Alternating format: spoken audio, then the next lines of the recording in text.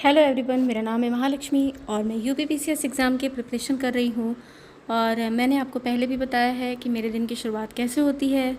शायद आप सुन के बोर हो चुके हों। अगर आप रेगुलरली मुझे सुनते हो तब मेरे दिन की शुरुआत होती है करंट अफेयर्स के साथ। आप बताइए, आप अपने दिन की शुरुआत कैसे करते हैं? करंट अफेयर्स के साथ या फिर किसी स्टैटिक सब्जेक्ट के साथ? अगर आप प्रिपरेशन में हैं तो दिन की शुरुआत पढ़ाई से ही होती होगी, और अगर पढ़ाई से नहीं होती है तो फिर कैसे होती है?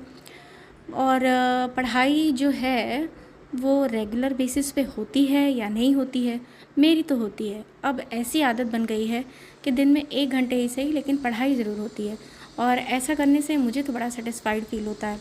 आप बताइए, क्या आप भी अपने दिन को ऐसे ही प्लान करते हैं कि आप बिना पढ़े नहीं रह पाते?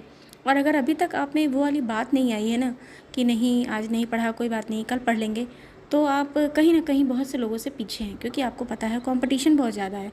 हम और आप पढ़ने में कमज़ोर नहीं है, हमारे पास भी कैपेबिलिटी उतनी ही है, हमें भी चीज़ें अच्छे से याद होती हैं, लेकिन कंपटीशन बहुत ज़्यादा है।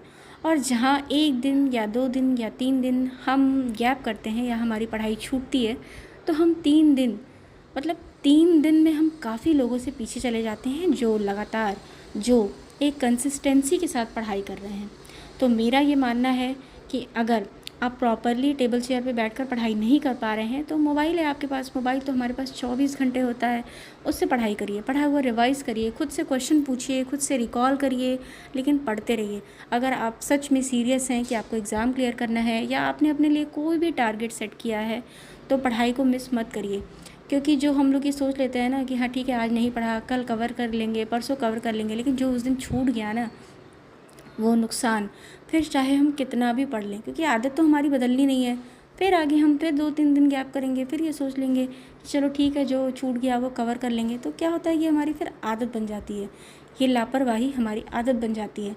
और अगर हमें सिविल सर्विसेज में जाना है या हम किसी एग्ज़ाम को क्वालिफाई करने के लिए सोच रहे हैं, तो सबसे पहले हमें अपने आप को अनुशासित करने की ज़रूरत है, यानी कि डिसिप्लिन बहुत ज़रूरी है। अगर हम खुद को डिसिप्लिन वे में नहीं रख पा रहे हैं तो थोड़ा सा मुश्किल हो सकती है।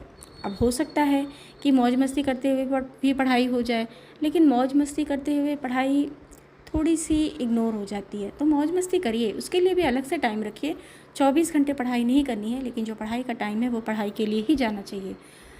मतलब मेरा तो यही मानना है। और अगर आप मेरी बात से एग्री करते हैं, आपको मेरी बात अच्छी लगती है, तो कमेंट में आकर बताया करिए, या कुछ गलत लगता है तो भी बताया करिए। और मेरे चैनल को सब्सक्राइब कर लीजिए, वीडियो को लाइक कर लीजिए। बाकी पढ़ते रहें, बढ़ते रहें। Thank you.